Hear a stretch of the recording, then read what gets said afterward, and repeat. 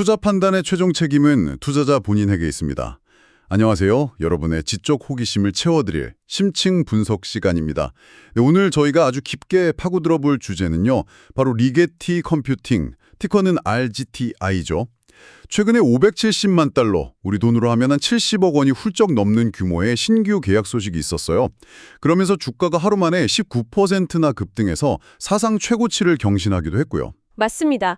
이 양자 컴퓨팅이라는 분야 자체가 워낙 미래 기술로 주목받고 있는데 그중에서도 리게티가 요즘 정말 뜨거운 감자거든요. 그래서 오늘은 단순히 주가 올랐다더라 이걸 넘어서 이 리게티라는 회사가 도대체 어떤 회사인지 그 속살을 한번 제대로 들여다보려고 합니다. 네, 마침 청취자분께서 관련해서 아주 좋은 자료들을 많이 공유해 주셨어요. 정말 감사합니다. 이 자료들을 바탕으로 리게티가 이 거대한 양자 컴퓨팅 생태계 속에서 과연 어떤 위치를 차지하고 있는지, 어마어마한 잠재력 이면에 또 어떤 위험 요소들을 안고 있는지, 좀 거시적인 환경 분석부터 시작해서요. 산업 구조, 또 기업 내부의 강점과 약점, 재무 상태는 어떤지, 그리고 경쟁자들은 누구인지까지 아주 그냥 탈탈 털어서 분석해 보겠습니다. 네, 반갑습니다. 오늘 분석 정말 중요하다고 생각합니다. 왜냐면 양자 컴퓨팅이라는 게 워낙 기대치는 높은데 기술적으로는 정말 복잡하고 아직 가야 할 길이 멀거든요. 그래서 이렇게 체계적인 분석 틀을 가지고 접근하는 게 필수적입니다. 그냥 좋더라 하는 감만 가지고 투자하기에는 너무 위험 부담이 큰 분야죠. 네, 보내주신 자료들을 보니까 정말 잘 정리되어 있더라고요. 거시 환경을 보는 패스틀 분석부터 시작해서 산업 경쟁 구조를 보는 포털 5포스 모델, 또 기업 자체의 강점, 약점, 기회, 위협을 보는 수합 분석, 그리고 재무 상태나 가치 평가, 경쟁 환경까지 정말 다양한 각도에서 리게티를 조명해 볼 수 있을 것 같습니다. 저희 목표는 이 자료들을 토대로 리게티의 현재 상황과 미래 가능성을 최대한 객관적이고 균형 잡힌 시각으로 여러분께 전달해드리는 겁니다. 좋습니다. 아주 기대가 되는데요. 그럼 바로 본론으로 들어가 볼까요? 가장 먼저 리게티라는 개별 기업을 보기 전에 이 회사가 속해 있는 더 큰 판, 그러니까 양자 컴퓨팅 산업 전체를 둘러싼 거시적인 환경부터 살펴보겠습니다. 요즘 뉴스만 봐도 미국, 중국, 유럽 할 것 없이 다들 양자 기술에 엄청난 돈을 쏟아붓고 있잖아요. 왜 이렇게 전 세계가 양자 컴퓨팅에 열광하는 걸까요? 그 배경부터 좀 짚어주시죠. 네, 그 배경에는 정말 여러 가지 강력한 동력들이 작용하고 있습니다. 자료에 기반해서 패스틀 분석, 그러니까 정치, 폴리티컬, 경제, 이코노믹, 사회, 소셜, 기술, 테크놀로지컬, 법률, 리걸, 환경, 인바이러먼털 측면에서 하나씩 살펴보겠습니다. 첫 번째로 역시 정치적 폴리티컬 요인이 아주 중요합니다. 지금 주요 국가들, 특히 미국, 중국, EU 같은 곳에서는 양자 기술을 단순히 새로운 기술 개발 차원을 넘어서요. 미래의 국가 경쟁력, 더 나아가서는 국가 안보를 좌우할 핵심 전략 기술로 보고 있어요. 거의 반도체나 AI처럼 국가 패권 경쟁의 핵심으로 본다는 거군요. 정확합니다. 그래서 정부 차원에서 정말 막대한 규모의 연구개발 R&D 예산을 투입하고 있습니다. 예를 들어서 미국 같은 경우는 국가 양자 이니셔티브 법안, 내셔널 퀀텀 이니셔티브 액트 같은 걸 만들어서 범국가적으로 지원하고 있고요. 또 미 국방고등 연구계획국, 우리가 흔히 달파라고 부르는 곳 있죠.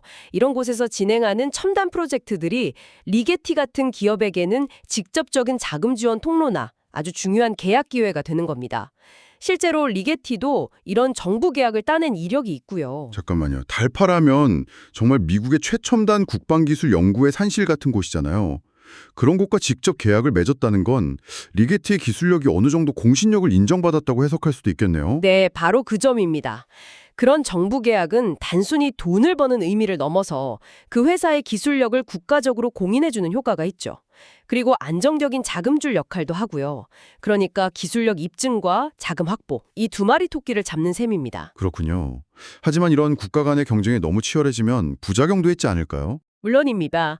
그게 바로 정치적 요인의 또 다른 측면, 리스크인데요. 기술 패권 경쟁이 심화되면서 핵심 기술이나 부품, 장비 같은 것들에 대한 수출 통제나 규제가 강화될 수 있습니다. 예를 들어 미국이 특정 국가에 양자 컴퓨터 관련 기술 이전을 막는다거나 하는 식으로요.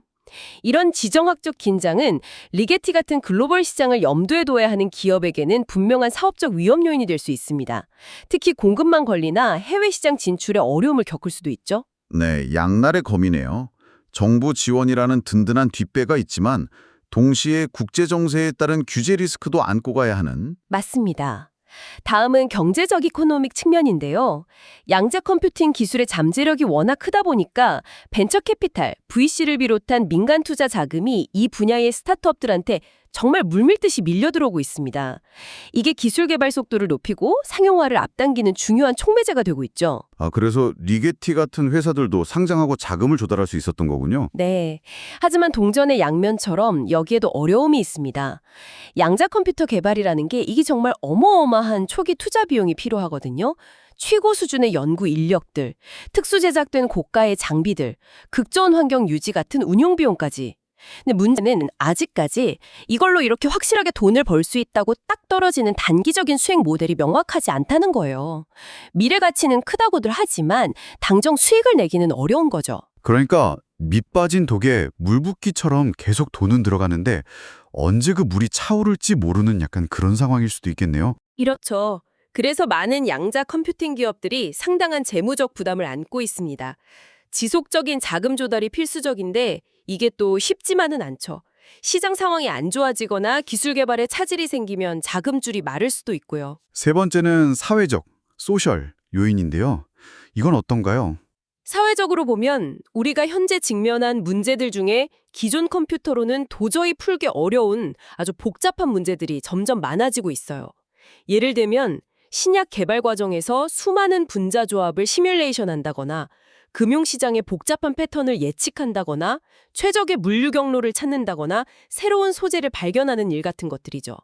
이런 문제들을 해결할 수 있는 강력한 도구에 대한 사회적 요구가 커지고 있고 양자 컴퓨팅이 바로 그 해결책이 될 수 있다는 기대감이 높아지고 있습니다. 이게 양자 컴퓨팅 기술의 필요성을 부각시키고 대중적인 관심도 끌어올리는 긍정적인 측면이죠. 확실히 그런 문제들을 해결할 수 있다면 정말 세상을 바꿀 수도 있겠네요. 네, 잠재력은 무궁무진하죠. 하지만 여기에도 어려움이 있습니다. 바로 인력 문제인데요. 이 양자 컴퓨팅이라는 분야가 워낙 고도의 전문 지식을 요구하거든요. 양자 물리학, 컴퓨터 과학, 공학 등 여러 분야를 깊이 있게 이해하는 전문 인력이 절대적으로 필요한데 전 세계적으로 이런 인재가 정말 턱없이 부족합니다. 사람 구하기가 하늘의 별 따기겠군요. 네, 그래서 인재 확보 경쟁도 아주 치열하고요.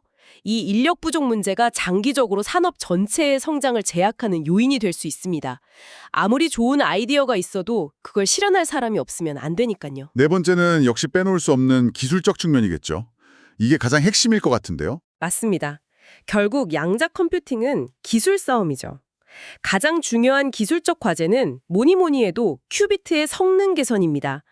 큐비트는 양자 컴퓨터의 기본 정보 단위인데 이 큐비트를 얼마나 오랫동안 안정적인 상태로 유지하느냐, 결맞음 시간, 코헤런스 타임, 그리고 계산 과정에서 오류가 얼마나 적게 발생하느냐, 충실도, 피델리티가 핵심입니다. 이게 왜 어렵냐면 큐비트라는 게 양자 역학적 상태를 이용하는 거라 외부의 아주 작은 노이즈에도 쉽게 상태가 변해버리거든요. 마치 바람 앞의 촛불처럼 아주 다루기가 까다롭습니다. 정말 섬세한 기술이 필요하겠네요. 네. 그래서 큐비트를 외부 환경으로부터 잘 격리시키고 또 계산 중에 발생하는 오류를 실시간으로 감지하고 수정하는 양자 오류 정정 퀀텀 에러 커렉션 기술 개발이 상용화를 위한 필수 과제입니다. 리게티를 포함해서 IBM, 구글, 아이언큐 같은 모든 경쟁사들이 더 많은 큐비트를 하나의 칩에 집적하면서 동시에 이 큐비트의 질, 즉 안정성과 정확도를 높이는 이 두 가지 목표를 달성하기 위해서 정말 사활을 건 기술 개발 경쟁을 벌이고 있는 겁니다. 아직 갈 길이 멀어요. 다섯 번째는 법률적 측면입니다. 이건 어떤 내용인가요? 양자 기술이 발전하면서 기존의 법이나 제도로는 다루기 어려운 새로운 문제들이 생겨나고 있습니다. 예를 들어 양자 센서를 이용한 초정밀 감시 기술이 나온다면 프라이버시 침해 문제가 심각해질 수 있겠죠? 또 양자 컴퓨터로 개발한 새로운 알고리즘이나 물질의 지적 자산권은 어떻게 보호할 것인가 하는 문제도 있고요. 그리고 인공지능, AI처럼 강력한 양자 컴퓨터가 사회에 미칠 윤리적인 영향에 대한 고민과 함께 새로운 법적, 제도적 프레임워크 마련이 필요하다는 목소리가 나오고 있습니다. 특히 보안 문제가 심각할 것 같은데요. 양자 컴퓨터가 기존 암호를 다 깰 수 있다는 얘기가 있잖아요. 네, 그게 가장 시급하고 현실적인 법률, 제도적 이슈입니다. 현재 우리가 인터넷 뱅킹이나 전자상거래 등에서 사용하는 공개 키 암호 방식, RSA 같은 매우 큰 숫자를 소인수분해하는 어려움에 기반하고 있는데 강력한 성능의 양자 컴퓨터가 개발되면 이런 암호 체계를 순식간에 무력화시킬 수 있습니다. 이걸 양자 위협, 퀀텀 스레트라고 부르죠. 만약 이게 현실화되면 전 세계 금융 시스템, 국가 안보, 통신망 등이 마비될 수 있는 엄청난 혼란이 올 수 있습니다. 그래서 전 세계적으로 양자 내성 암호, 포스트 퀀텀 크립토그래피, PQC, 즉 양자 컴퓨터의 공격에도 안전한 새로운 암호 알고리즘 개발과 표준화 작업이 아주 시급하게 진행되고 있습니다.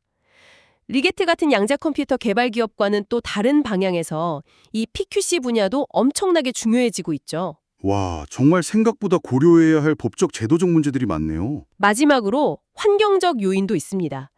이건 긍정적인 면과 부정적인 면이 같이 있는데요. 긍정적인 측면은 양자 컴퓨터가 환경 문제 해결에 기여할 잠재력이 있다는 겁니다. 예를 들어 새로운 촉매 물질을 설계해서 화학 공정의 에너지 효율을 높이거나 더 정확한 기후변화 모델링을 통해 이상기후에 대비하거나 에너지 저장 장치의 효율을 개선하는 등의 연구가 가능해질 수 있습니다. 오, 그건 정말 좋은 소식이네요. 네. 하지만 아이러니하게도 양자 컴퓨터 자체가 환경에 부담을 줄 수도 있다는 점이 문제입니다. 특히 현재 리게티나 구글, IBM 등이 주력으로 개발하는 초전도 큐비트 방식의 양자 컴퓨터는 큐비트를 작동시키기 위해 거의 절대 영도, 마이너스 273도씨에 가까운 극저온 상태를 유지해야 하거든요. 이 극저온 냉각 시스템을 가동하는데 어마어마한 전력이 소모됩니다. 그래서 앞으로 양자 컴퓨터가 대규모로 보급된다면 이 에너지 소비 문제가 또 다른 환경적 이슈로 부상할 수 있다는 우려가 있습니다. 기술 개발 과정에서 에너지 효율성을 높이는 노력도 병행되어야 하는 거죠. 정말 복잡하게 얽혀 있네요. 정리해보면 각국 정부의 강력한 지원과 투자, 그리고 사회적인 기대감이라는 순풍이 불고 있는 건 맞는데 동시에 막대한 초기 투자 비용과 수익 모델의 불확실성, 치열한 기술 경쟁과 인력 부족, 또 새로운 법적, 환경적 과제들이라는 만만치 않은 파도도 함께 치고 있는 그런 현국이군요. 네, 맞습니다. 리게티 같은 기업은 바로 이런 거대하고 역동적인 환경 속에서 생존하고 성장하기 위해 분투하고 있는 겁니다. 알겠습니다. 거시적인 그림을 잘 그려주셨습니다. 그럼 이제 시야를 조금 좁혀서 양자 컴퓨팅 산업 그 자체 내부 경쟁 구도는 어떤지 한번 살펴보겠습니다. 앞서 경쟁이 치열하다고 잠깐 언급하셨는데 이걸 좀 더 구조적으로 분석해 볼 필요가 있을 것 같아요. 경영학의 고전이죠. 마이클 포터의 5가지 경쟁 요인, 포터스 5 포스 모델을 적용해서 보면 이 산업의 매력도나 경쟁 강도를 파악하는 데 도움이 될 것 같습니다. 이 양자 컴퓨팅 시장, 과연 얼마나 경쟁이 치열한 곳일까요? 네, 포터의 5가지 힘 모델로 분석해보면 이 산업의 구조적인 특징들이 아주 명확하게 드러납니다. 한번 하나씩 짚어보죠. 첫 번째 힘, 신규 진입자의 위협, Threat of New Entrance입니다. 결론부터 말씀드리면 이건 매우 낮음입니다. 앞서 패스텔 분석에서도 계속 나왔던 얘기지만 양자 컴퓨터를 개발하고 산업화하는 데는 정말 천문학적인 수준의 자본이 필요합니다. 단순히 돈만 많다고 되는 것도 아니고요. 세계 최고 수준의 양자 물리학자, 컴퓨터 과학자, 엔지니어 같은 초고급 인재들을 확보해야 하고 또 극저온 시설이나 클린룸 같은 극도로 전문화된 연구 및 생산 시설도 갖춰야 합니다. 그러니까 뭐 스타트업이 아이디어 하나 가지고 뚝딱 튀어들 수 있는 그런 시장이 절대 아니라는 거네요. 그렇죠. 진입 장벽이 거의 에베레스트산 정상만큼 높다고 보시면 됩니다. 그래서 이미 시장에 자리 잡은 플레이어들 외에 새로운 강력한 경쟁자가 갑자기 등장하기는 매우 어렵습니다. 알겠습니다. 신규 진입 위협은 낮다. 그럼 두 번째 힘, 공급자의 교섭력, 바게닝 파워 오브 서플라이어스는 어떤가요? 이건 반대로 상당히 높음입니다. 양자 컴퓨터라는 게 워낙 첨단 기술의 집약체이다 보니까 거기에 들어가는 핵심 부품이나 장비들을 제대로 만들어서 공급할 수 있는 회사가 전 세계적으로 정말 손에 꼽을 정도거든요. 예를 들어서 큐비트 칩을 만드는 데 필요한 특수 소재라던가 초정밀 레이저 장비, 아니면 아까 말씀드린 극저온 냉각 시스템 같은 것들, 이런 것들은 소수의 전문 기업들이 거의 독과점적으로 공급하는 경우가 많습니다. 아, 그럼 그 부품 회사들이 갑이 될 수도 있겠네요. 네, 그렇습니다. 공급할 수 있는 회사가 몇 안 되니까 당연히 가격 협상력도 세고 공급 조건을 자기들한테 유리하게 가져갈 수 있겠죠. 만약 리게티가 특정 회사로부터 핵심 부품을 공급받고 있는데 그 회사가 가격을 대폭 올리거나 공급을 중단해버리면 리게티로서는 정말 큰 타격을 입을 수밖에 없습니다. 이런 희소성이 공급자들에게 강력한 힘을 실어주는 거죠. 그렇군요. 공급자 파워는 세다. 그럼 세 번째, 고객의 교섭력, bargaining power of buyers는 어떤가요? 리게티 같은 회사의 고객들이 힘이 셀까요? 현재 시점에서는 낮음에서 중간 정도로 평가할 수 있습니다. 왜냐하면 지금 양자 컴퓨팅 기술이나 서비스를 실제로 구매하는 고객들은 대부분 정부기관, 국방부, 에너지부, 국책연구소, 아니면 아주 큰 규모의 연구 중심 대학, 혹은 기술 도입에 매우 적극적인 일부 글로벌 대기업들로 상당히 제한적이기 때문입니다. 물론 이 고객들이 큰 규모의 계약을 무기로 어느 정도 가격이나 조건을 협상하려고 할 수는 있습니다. 특히 정부 계약 같은 경우는 요구사항이 까다로울 수도 있고요. 하지만 양자 컴퓨팅 기술 자체가 워낙 초기 단계이고 아직은 이 기술 아니면 안 돼 할 만한 뚜렷한 대체제가 없어요.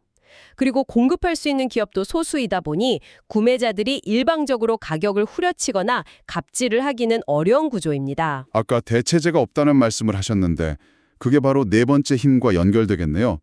대체제의 위협, threat of substitute products or services. 네, 정확합니다. 대체제의 위협은 매우 낮음입니다. 이게 왜 중요하냐면 양자 컴퓨터가 궁극적으로 목표로 하는 문제들은 기존의 어떤 컴퓨터로도 풀 수 없는 영역이기 때문입니다. 예를 들어 복잡한 분자 구조를 완벽하게 시뮬레이션해서 신약이나 신소재를 개발한다거나 수백만 개의 변수를 고려해서 금융 포트폴리오를 최적화한다거나 혹은 도시 전체의 교통 흐름을 실시간으로 최적화하는 문제 같은 것들이요.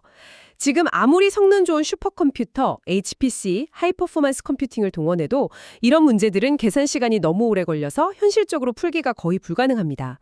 양자 컴퓨터는 바로 이런 기존 컴퓨터의 한계를 뛰어넘기 위해 개발되는 거거든요. 그러니까 아예 다른 종류의 문제 해결 도구라는 거군요.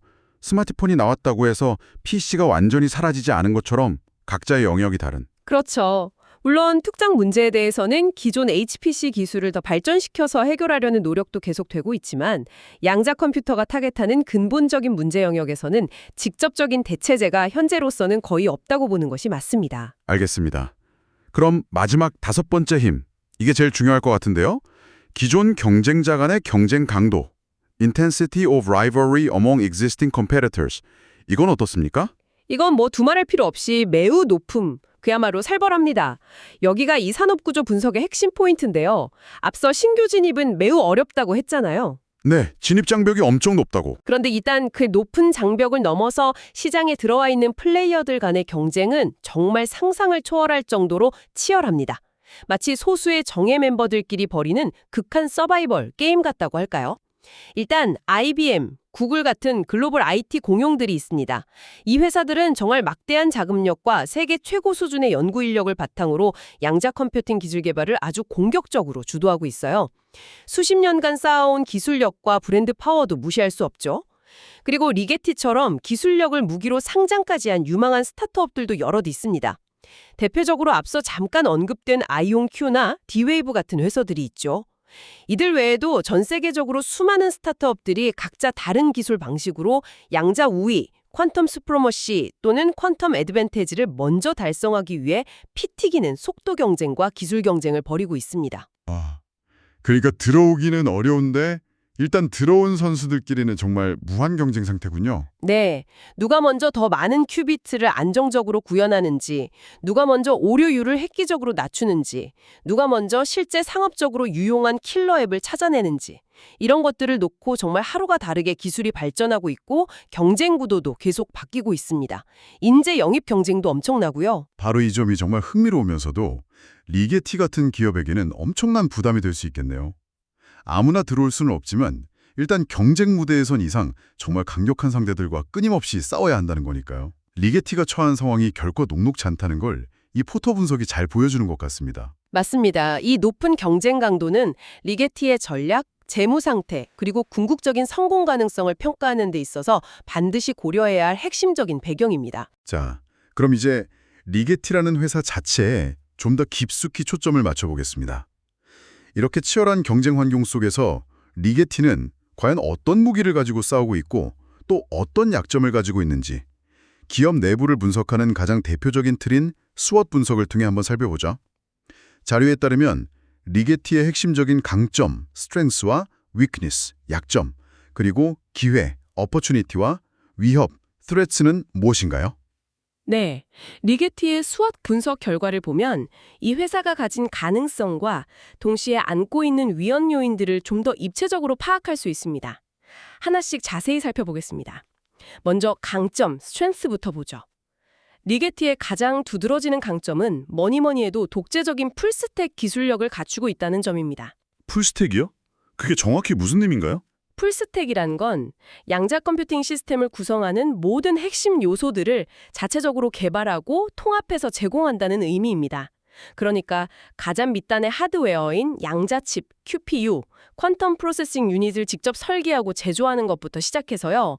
그 칩을 제어하고 구동하는 데 필요한 시스템 소프트웨어, 그리고 사용자들이 클라우드 환경을 통해서 원격으로 리게티의 양자 컴퓨터에 접속해서 프로그래밍하고 개선을 실행할 수 있게 해주는 서비스 플랫폼, 리게티 퀀텀 클라우드 서비스, QCS까지 이 모든 과정을 수직적으로 통합해서 가지고 있다는 거죠. 와, 그럼 정말 A부터 Z까지 다 한다는 거네요. 마치 애플이 칩 M 시리즈부터 하드웨어, 맥북, 아이폰, 운영체제, macOS, iOS, 그리고 앱스토어까지 다 직접 만드는 것과 비슷한 개념으로 볼 수 있을까요? 중요한 장점을 가집니다. 첫째, 하드웨어와 소프트웨어를 함께 최적화할 수 있기 때문에 성능을 극대화하기에 유리합니다. 특정 하드웨어 아키텍처에 딱 맞는 소프트웨어를 개발할 수 있으니까요. 둘째, 고객에게 처음부터 끝까지 통합된 솔루션을 제공할 수 있습니다. 고객 입장에서는 여러 회사의 기술을 조합해서 써야 하는 번거로움 없이 리게티의 플랫폼 안에서 모든 걸 해결할 수 있다는 편리함이 있죠. 특히 리게티는 업계 최초로 다중칩, 멀티칩 양자 프로세서 기술을 개발하고 선보였다는 점이 중요한 강점인데요. 이건 마치 CPU에서 싱글 코어가 아닌 멀티 코어를 사용하는 것처럼 여러 개의 작은 양자 칩을 서로 연결해서 마치 하나의 더 큰 칩처럼 작동하게 만드는 기술입니다. 아, 그럼 큐비트 수를 늘리는데도 유리하겠네요. 칩 하나를 무작정 크게 만드는 것보다 여러 개를 연결하는 게 더 쉬울 수도 있으니까요. 정확합니다. 양자 컴퓨터의 성능을 높이려면 큐비트 수를 계속 늘려나가야 하는데 칩 하나에 집적할 수 있는 큐비트 수에는 물리적인 한계가 있거든요. 그런데 이 다중칩 아키텍처는 개별 칩의 크기나 수율 문제에서 상대적으로 자유롭게 전체 시스템의 큐비트 수를 확장해 나갈 수 있는 잠재력을 제공합니다. 이 확장성 측면에서 리게티의 기술이 중요한 경쟁 우위를 가질 수 있다는 평가를 받습니다. 또 다른 중요한 강점으로는 앞서 패스털 분석에서도 잠깐 언급됐던 정부 계약 및 주요 기업과의 파트너십을 둘 수 있습니다. 예를 들어 미 공군 연구소나 에너지부, DOE, 나사 같은 정부기관과의 연구 계약이나 파트너십은 단순히 안정적인 수익원을 확보하는 것을 넘어서는 의미가 있습니다. 어떤 의미인가요? 이런 권위 있는 기관들이 리게티의 기술을 선택했다는 것 자체가 리게티의 기술력이 일정 수준 이상임을 객관적으로 입증해주는 효과가 있거든요. 일종의 기술 보증 수표 같은 역할을 하는 거죠. 이건 다른 잠재 고객이나 투자자들에게 상당한 신뢰감을 줄 수 있습니다.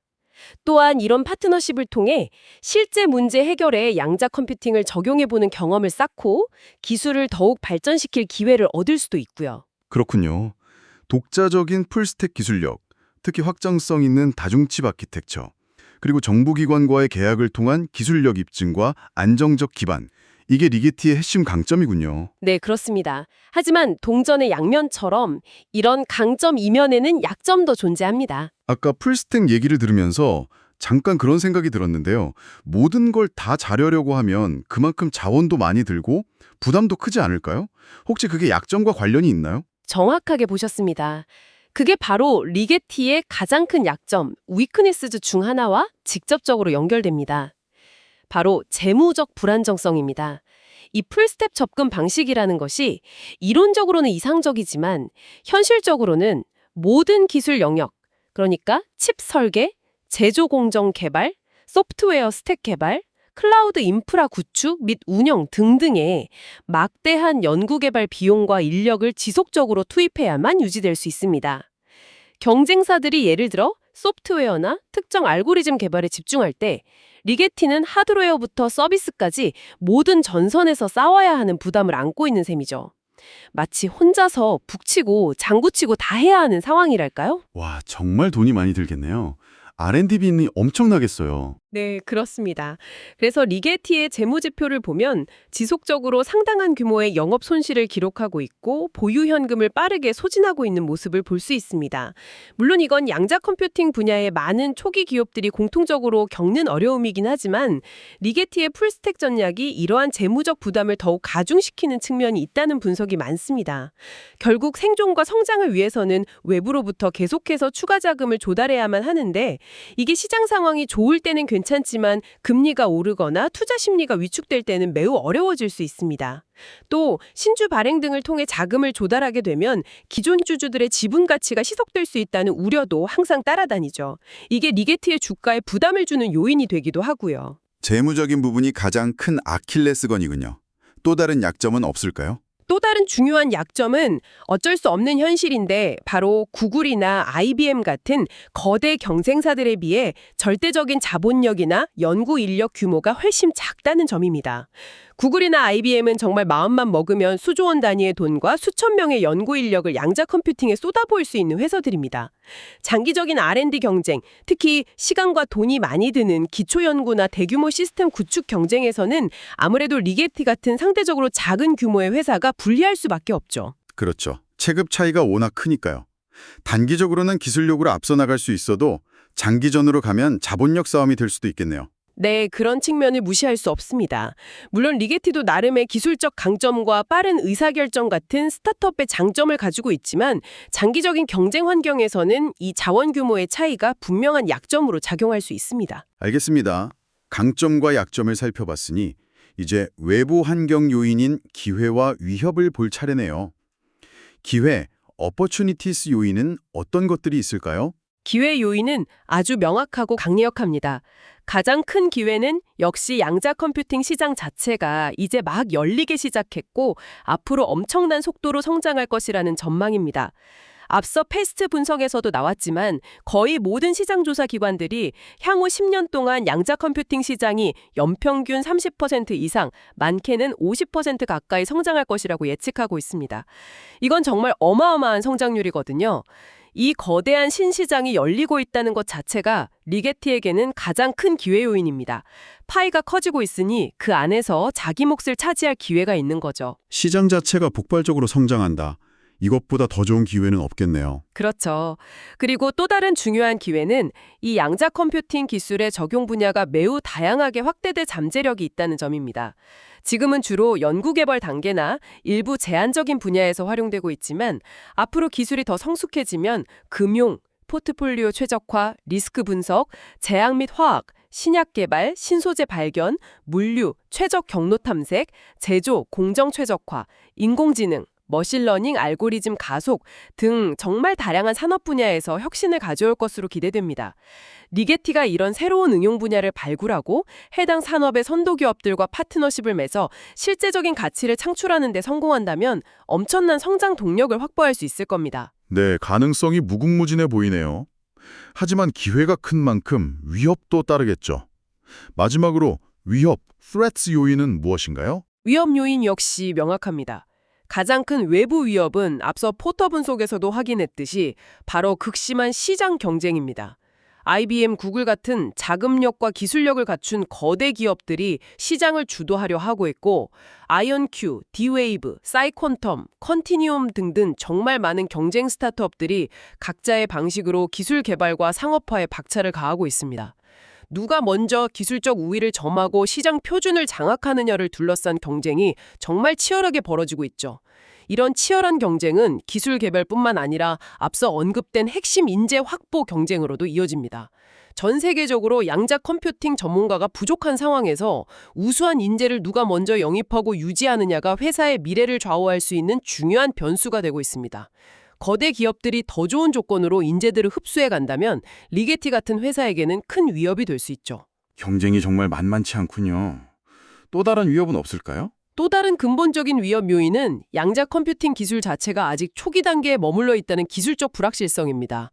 아무리 장밋빛 전망이 많다고 해도 사실 아직까지는 대규모의 오류 내성, 폴트 톨러런트 양자 컴퓨터를 실제로 구현하기까지 넘어야 할 기술적 허들이 상당히 많습니다.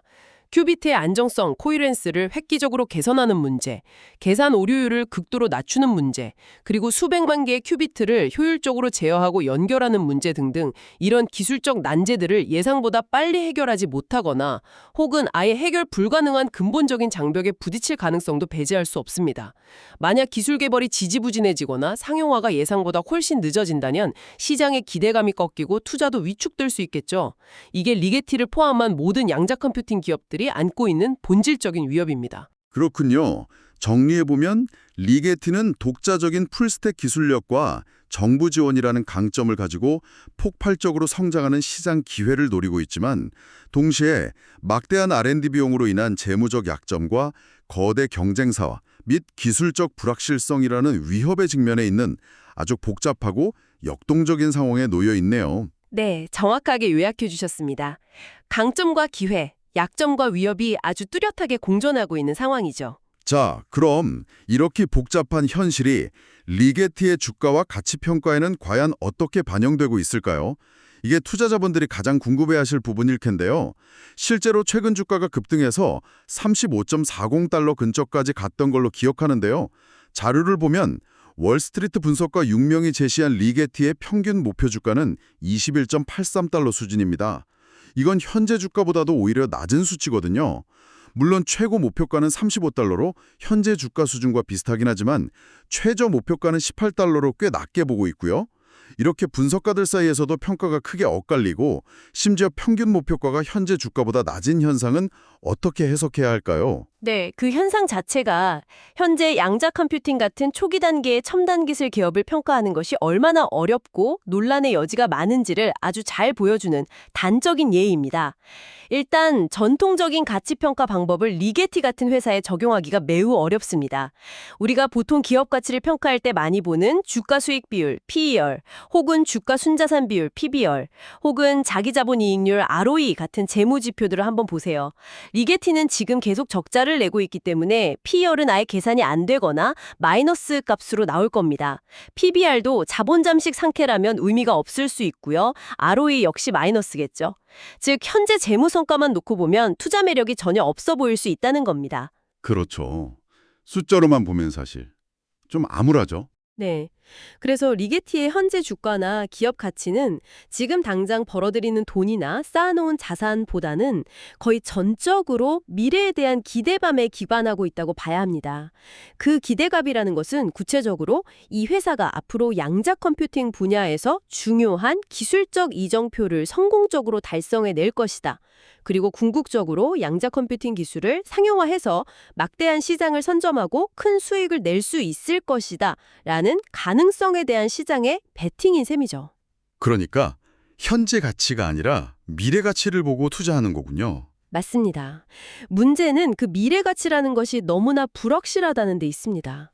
양자 컴퓨팅 기술이 언제쯤 상용화될지, 시장 규모가 얼마나 커질지, 그리고 그 시장에서 리게티가 과연 얼마만큼의 점유율을 차지할 수 있을지 예측하는 것은 거의 점을 치는 수준에 가까울 정도로 어렵습니다. 그래서 미래의 예상 현금 흐름을 현재 가치로 할인해서 기업 가치를 계산하는 가장 대표적인 방법인 DCF, 현금 흐름 할인 모델을 적용하기도 매우 까다롭습니다.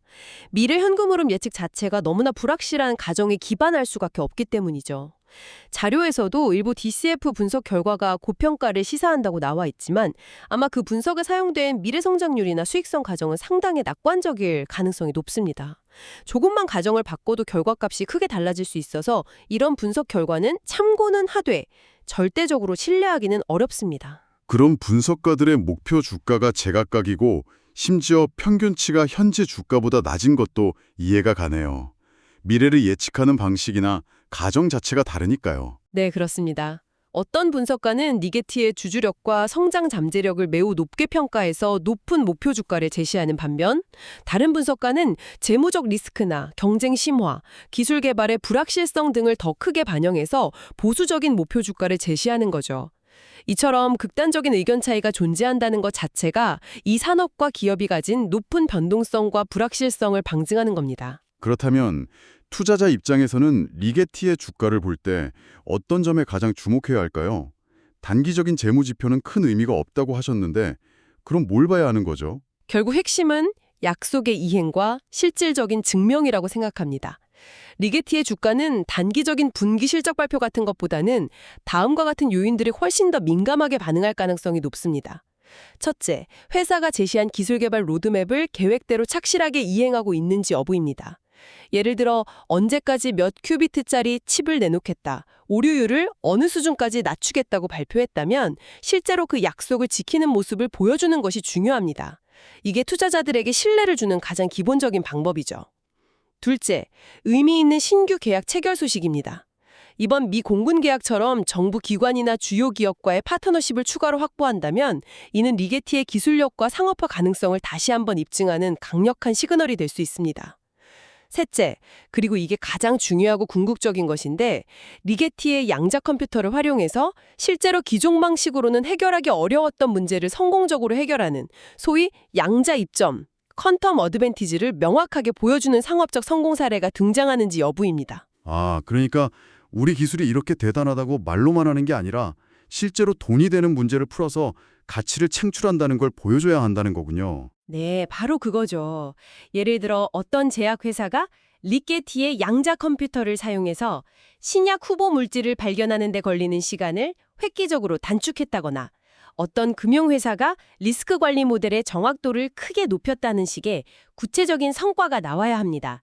이런 실질적인 양자 이점의 증거들이 하나둘씩 쌓이기 시작하면 그때 비로소 양자 컴퓨팅에 대한 시장의 기대감이 단순한 거품이 아니라 실체적인 가치로 인정받기 시작할 것이고 리게티의 기업 가치도 재평가받을 수 있을 겁니다. 알겠습니다. 정말 명쾌한 설명이었습니다. 결국 리게티 투자는 현재의 재무 상태보다는 미래의 기술적 성과와 상업적 성공 가능성에 대한 믿음을 바탕으로 이루어져야 하고 그 믿음은 회사가 약속을 지키고 실제로 가치를 증명해낼 때 비로소 현실화될 수 있다는 말씀이시네요. 네, 핵심 덕이에 있다고 봅니다. 자, 그럼 이제 오늘의 마지막 주제로 넘어가 보겠습니다. 리게티가 속한 이 치열한 경쟁 환경 속에서 정확히 어떤 기업들과 경쟁하고 있는지 그리고 그 경쟁사들과 리게티는 어떤 차이점을 가지고 있는지 좀 더 구체적으로 살펴보겠습니다.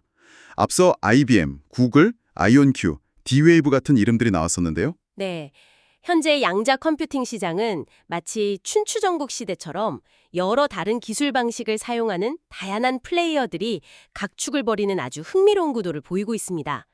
주요 경쟁사들을 몇 군데 더 자세히 살펴보면요. 우선 아이온큐가 있습니다. 아이온큐는 리게티와 마찬가지로 상장된 회사이고 최근 주목받고 있는 강력한 경쟁사 중 하나입니다. 이 회사의 가장 큰 특징은 리게티가 사용하는 초전도 큐비트 방식과는 다른 이온 트랩이라는 기술 방식을 사용한다는 점입니다. 이온 트랩이요? 그건 어떤 방식인가요? 아주 간단히 말하면 원자를 전기를 띤 상태, 즉 이온 상태로 만들어서 진공 상태에 가둬놓고 레이저빔을 이용해서 이 이온들을 정밀하게 제어하고 큐비트로 활용하는 방식입니다. 이 이온 트랩 방식의 가장 큰 장점은 자연에 존재하는 원자 자체를 큐비트로 사용하기 때문에 큐비트가 인공적으로 만든 초전도 큐비트에 비해 훨씬 더 안정적이고 결맞음 시간이 길고 계산 정확도, 충실도가 매우 높다는 점입니다. 거의 완벽에 가까운 큐비트를 만들 수 있다고 알려져 있죠. 와, 그럼 그게 더 좋은 거 아닌가요? 장점만 있는 것은 아닙니다. 단점으로는 이온들을 레이저로 하나하나 제어해야 하기 때문에 계산 속도가 초전도 방식에 비해 상대적으로 느릴 수 있고요. 또 많은 수의 이온 큐비트를 안정적으로 트래핑하고 정밀하게 제어하면서 시스템 전체의 크기를 키워나가는 확장성 측면에서는 초전도 방식에 비해 기술적인 어려움이 더 크다는 평가도 있습니다. 아이온큐 역시 리게티처럼 미 공군 등과 계약을 맺으며 기술력을 인정받고 있습니다. 그렇군요. 정확도는 높은데 속도나 확장성은 좀 더 지켜봐야 한다. 초전도와는 장단점이 확실히 다르네요. 네. 또 다른 아주 독특한 경쟁자로는 캐나다의 D-Wave 시스템즈가 있습니다. D-Wave는 양자 컴퓨팅 분야의 거의 1세대 기업이라고 할 수 있을 정도로 역사가 오래된 회사인데요. 이 회사는 리게티나 아이온큐, IBM, 구글 등이 추구하는 범용 게이트 기반, 게이트 베이스드 양자 컴퓨터와는 조금 다른 접근 방식을 사용합니다. 바로 양자 어닐링, 퀀텀 어닐링이라는 방식인데요. 양자 어닐링, 콘톱 어닐링, 그건 또 뭔가요? 양자 어닐링은 모든 종류의 계산을 다 할 수 있는 범용 컴퓨터라기보다는 특정 유형의 문제, 특히 수많은 가능한 조합 중에서 가장 좋은 해답을 찾는 최적화 문제, 옵티마이제이션 프로블럼을 푸는 데 특화된 방식입니다. 자연이 에너지가 가장 낮은 안정한 상태를 찾아가려는 경향을 양자역학적으로 모방해서 해답을 찾는다고 생각하시면 됩니다. 예를 들어 물류회사가 수많은 배송 경로 중에서 가장 효율적인 경로를 찾는다거나 금융회사가 투자 포트폴리오의 위험을 최소화하는 조합을 찾는다거나 혹은 신약 개발에서 특정 단백질 구조에 가장 잘 맞는 분자를 찾는 문제 등의 강점을 보일 수 있습니다. 아, 그럼 범용성은 좀 떨어지더라도 특정 문제 해결에는 더 효율적일 수도 있겠네요. 네, 그럴 수 있습니다. D-Wave는 다른 경쟁사들보다 훨씬 일찍부터 자신들의 양자 어닐링 컴퓨터를 상용화해서 판매하고 실제로 다양한 산업 분야의 고객들과 함께 최적화 문제를 해결하는 구체적인 성공 사례들을 만들어 왔다는 특징이 있습니다. 물론 범용 양자 컴퓨터가 아니라는 한계점 때문에 비판도 받지만 특정 문제 영역에서는 이미 실질적인 가치를 보여주고 있는 거죠. 정말 다양한 방식들이 있네요. 리게티가 쓰는 초전도 큐비트 방식은 그럼 이들과 비교해서 어떤 특징이 있는 건가요? 다시 한번 정리해 주실 수 있을까요? 네, 리게티나 IBM, 구글 등의 주력으로 사용하는 초전도 큐비트 방식은요. 인텔 같은 반도체 회사들이 칩을 만드는 것과 유사한 공정 기술을 이용해서 마이크로칩 위에 인공적인 초전도 회로를 만들고 이걸 큐비트로 사용하는 방식입니다. 가장 큰 장점은 기존 반도체 산업의 기술과 인프라를 활용할 수 있기 때문에 큐비트 수를 늘려나가는 확장성 측면에서 유리하고 계산 속도도 비교적 빠르다는 점입니다. 하지만 단점으로는 앞서 말씀드렸듯이 큐비트가 외부 노이즈에 매우 민감해서 안정성, 결맞음 시간이 상대적으로 떨어지고 오류율이 높다는 점, 그리고 작동을 위해 극저원 환경을 유지해야 한다는 점 등이 있습니다. 그럼 초전도, 리게티, IBM, 구글은 빠르고 확장 용이하지만 예민함, 이온트랩, 아이온큐는 정확하고 안정적이지만 느리고 확장 어려움, 양자 어닐링, D-Wave는 최적화 문제 특화, 이렇게 대략적으로 요약해 볼 수 있을까요? 네, 아주 거칠게 요약하자면 그렇게 볼 수 있습니다. 물론 각 기술 방식 내에서도 세부적인 기술은 계속 발전하고 있고 장점을 강화하고 단점을 극복하려는 노력들이 이루어지고 있습니다. 예를 들어 초전도 방식에서도 안정성을 높이는 연구가 계속되고 있고 이온 트랩 방식에서도 속도와 확정성을 개선하려는 연구가 진행 중이죠. 여기서 정말 흥미로우면서도 중요한 포인트는 현재로서는 이 다양한 기술 방식들 중에서 과연 어떤 방식이 궁극적으로 미래의 양자 컴퓨팅 시장을 지배하는 표준 기술이 될지 아니면 특정 기술이 모든 것을 차지하는 대신 각기 다른 문제 영역에서 서로 다른 기술 방식들이 강점을 가지면서 공존하게 될지 아직은 아무도 확실하게 예측할 수 없다는 것입니다. 아, 마치 예전에 비디오 테이프 시장에서 VHS 방식과 베타맥스 방식이 치열하게 경쟁했던 것처럼 아직 기술 표준 전쟁이 끝나지 않은 상태라고 볼 수도 있겠네요. 네, 아주 유사한 상황입니다.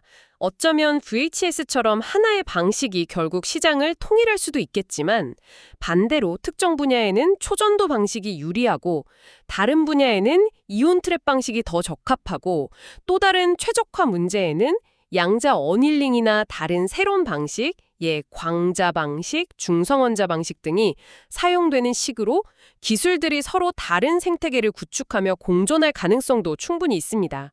이처럼 기술 경로의 불확실성이 크다는 점은 리게티뿐만 아니라 모든 양자 컴퓨팅 기업들에게 기회인 동시에 엄청난 위험 요인이기도 합니다. 자신이 선택한 기술 경로가 결국 잘못된 방향으로 판명될 수도 있으니까요. 이 경쟁 구도를 이해하는 것이 리게티를 분석하는 데 매우 중요합니다. 와, 오늘 정말 리게티 컴퓨팅이라는 한 기업을 중심으로 양자 컴퓨팅 산업 전체를 아우르는 깊이 있는 분석을 나눠봤습니다. 이제 슬슬 마무리할 시간이 된 것 같은데요. 정리를 해보자면 리게티 컴퓨팅은 최근 대규모 정부 계약을 따내면서 기술력과 상업화 가능성을 시장에 다시 한번 보여주었고, 이것이 주가 급등으로 이어지며 큰 기대를 모으고 있는 상황입니다. 특히 하드웨어 칩 설계 제조부터 소프트웨어, 클라우드 서비스까지 전 과정을 아우르는 독자적인 풀스택 기술력, 그리고 확장성 측면에서 강점을 보이는 다중칩 아키텍처, 미 공군 등과의 파트너십은 분명 리게티가 가진 강력한 무기라고 할 수 있겠습니다. 네, 맞습니다. 그런 긍정적인 측면들이 분명히 존재합니다. 하지만 오늘 저희가 패스틀, 포터, 스워트, 재무, 경장 환경 분석을 통해 함께 짚어본 것처럼 이 긍정적인 부분들만 봐서는 전체 그림을 놓칠 수 있습니다. 양자 컴퓨팅이라는 산업 자체가 아직 초기 단계에 머물러 있고 기술 개발과 상용화까지는 막대한 R&D 비용과 시간이 필요하다는 근본적인 특성을 이해해야 합니다. 그 과정에서 리게티는 지속적인 영업 손실과 현금 소진이라는 재무적 약점을 안고 있고요. 또한 IBM이나 구글 같은 자금력과 연구 역량을 갖춘 거대 기업들, 그리고 아이온큐, D-Wave처럼 각기 다른 강력한 기술로 무장한 다른 스타트업들과 정말 살벌한 경쟁을 벌여야만 합니다. 그리고 무엇보다 또 큐비트의 안정성을 획기적으로 높이고 계산 오류율을 극도로 낮추고 수많은 큐비트를 효과적으로 제어해서 결국에는 기존 컴퓨터로는 풀 수 없었던 실제 문제들을 해결함으로써 명확한 양자 이점을 증명해야만 하는 아직 넘어야 할 기술적인 과제들이 산적해 있다는 사실을 잊어서는 안 됩니다. 네, 그러니까 정말 엄청난 잠재력과 혁신의 가능성을 품고 있는 동시에 그 가능성을 현실로 만들기까지는 상당한 위험과 불확실성이 공존하는 전형적인 고위험 고수익, 하이리스크, 하이리워드 영역의 투자 대상이라고 정리할 수 있겠네요. 최근의 주가 급등은 물론 긍정적인 소식이지만 그것이 리게티의 장기적인 성공을 보장하는 것은 아닙니다.